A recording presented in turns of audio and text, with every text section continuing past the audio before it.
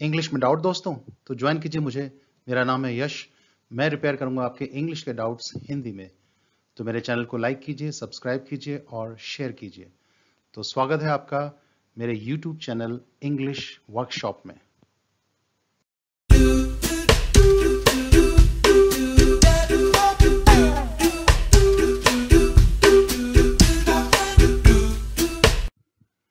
English workshop में आज हम करते हैं कंडीशनल्स यानी conditional sentences with no rules.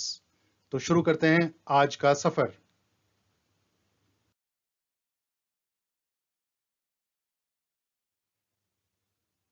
तो टॉपिक का नाम रहेगा कंडीशनल्स विद नो रूल्स। तो पहले हम वो बातें याद करते हैं जो पिछली वीडियो में हमने किए थे। कंडीशनल्स जो रूल के साथ थे, पहला था यूनिवर्सल रियल कंडीशनल्स, जिसमें हम यूनिवर्सल ट्रुथ के बारे में बताते हैं। उसका स्ट्रक्चर दो भागों में विभाजित था। पहला पार्ट इफ के बाद सब्जेक्ट के बाद वर्ब की फर्स्ट फॉर्म यानी प्रेजेंट इंडेफिनिट टेंस, दूसरे में भी प्रेजेंट इंडेफिनिट टेंस। यदि बर्फ को गर्म करेंगे तो पिघल जाएगी, ये एग्जाम्पल है इसका। If you heat ice it melts. दूसरा था real conditionals in present and future, जिसमें हम प्लान या पॉसिबिलिटी के बारे में बताते हैं। तो इसका स्ट्रक्चर भी दो भागों में है। पहला भाग इफ के बाद सब्जेक्ट के बाद वर्ब की फर्स्ट फॉर्म, और दूसरे में सब्जेक्ट के बाद विल के बाद वर्ब की फर्स्ट फॉर्म। यदि मैं करूंगा तो सफल हो जाऊंगा। If I do I will succeed. और तीसरा अनरियल कंडीशनल्स इन प्रेजेंट, तो जिसमें विश और एडवाइस होती है प्रेजेंट में। तो इसका स्ट्रक्चर भी दो भागों में। पहला भाग सब्जेक्ट के बाद वर्ब की सेकंड फॉर्म होगा इफ के बाद, और दूसरे में वुड के बाद वर्ब की फर्स्ट फॉर्म। यदि मैं करता तो सफल हो जाता। If I did I would succeed. और चौथा अनरियल कंडीशनल्स इन पास्ट, इसमें भी विश और एडवाइस होता है। स्ट्रक्चर दो भागों में। तो पहला भाग इफ के बाद सब्जेक्ट के बाद हैड के बाद वर्ब की थर्ड फॉर्म यानी पास्ट परफेक्ट टेंस, और दूसरे वाले में सब्जेक्ट के बाद वुड के बाद हैव के बाद वर्ब की थर्ड फॉर्म। एग्जाम्पल, यदि मैंने किया होता तो सफल हो चुका होता। If I had done I would have succeeded. तो ये थे चार प्रकार के कंडीशनल सेंटेंसेस जो हमने पिछली बार किए थे। तो आगे बढ़ते हैं। अब करते हैं एग्जाम्पल्स कंडीशनल्स विद रूल्स। पहले जो अभी हमने चार किए उसके ऊपर मैं एग्जाम्पल दे दूं एक एक, थोड़ा रिवाइज हो जाएगा। अगर हम दूध में दही की बूंदें डालें तो यह जम जाता है। If you put some drops of curd into milk it coagulates. तो ये आपका कंडीशनल वन है। अगर तुम एक बार उसके इरादों के बारे में जान जाओगे तो कभी उससे नहीं मिलोगे।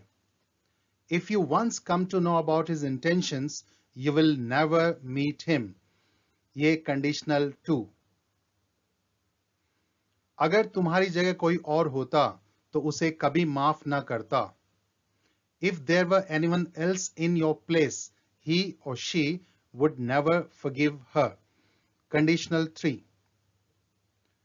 अगर मुझे पता होता कि तुम बीमार हो तो मैं तुमसे मिलने जरूर आता। If I had known that you were ill, I would definitely have come to see you. तो कंडीशनल फोर। अगर प्राचीन भारतीय सेना के पास हाथी की बजाय घोड़े होते तो वह कभी नहीं हारती। Had the ancient Indian army had horses instead of elephants, it would never have been defeated. ये भी कंडीशनल फोर है। तो ये तो कंडीशनल्स थे रूल के साथ।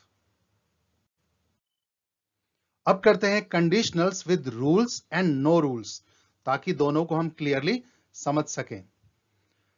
अगर कल रात मैं पार्टी में गया होता तो मैं तुम्हारे साथ खूब नाचता।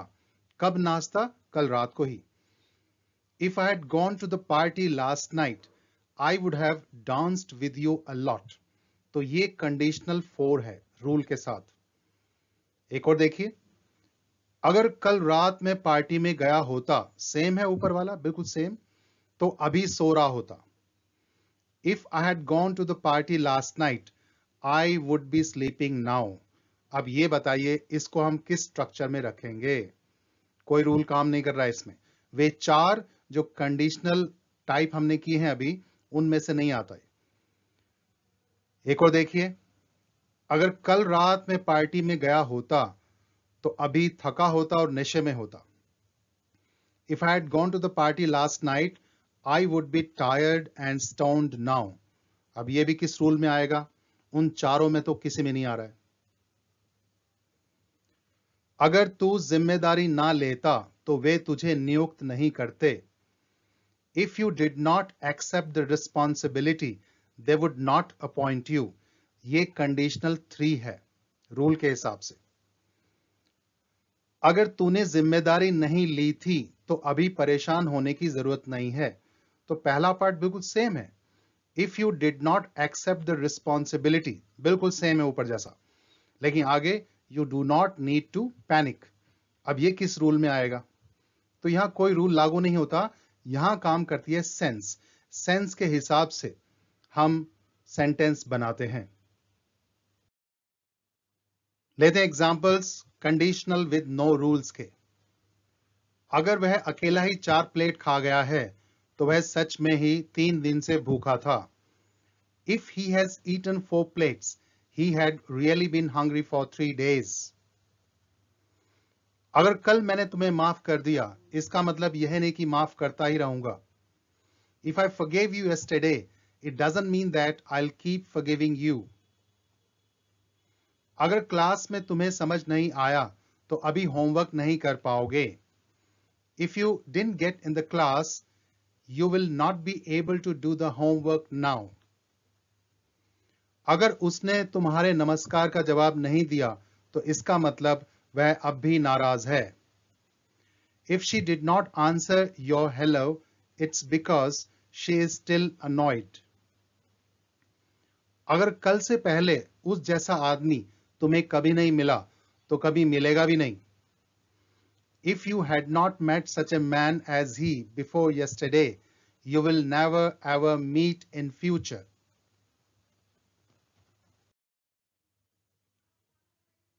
अगर उस दिन मैंने आपके साथ कुछ गलत किया तो आज माफी मांगता हूं। If I did anything wrong with you that day, I apologize today. अगर उस दिन मैंने उसके साथ कुछ गलत किया तो अगली बार माफी मांग लूंगा। If I did anything wrong with her that day, I will apologize next time. अगर मेरी आंखें लाल लग रही हैं तो सारी रात मैं सोया नहीं।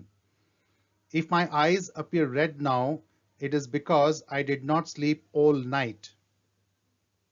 अगर तुमने अपने माता पिता का कहना नहीं माना जब वो जिंदा थे तो हमारी कैसे मानोगे? If you didn't obey your parents when they were alive, how can you obey us? देवियों और सज्जनों, अगर आप अपना आसन ग्रहण करें तो मैं कुछ कह पाऊंगा।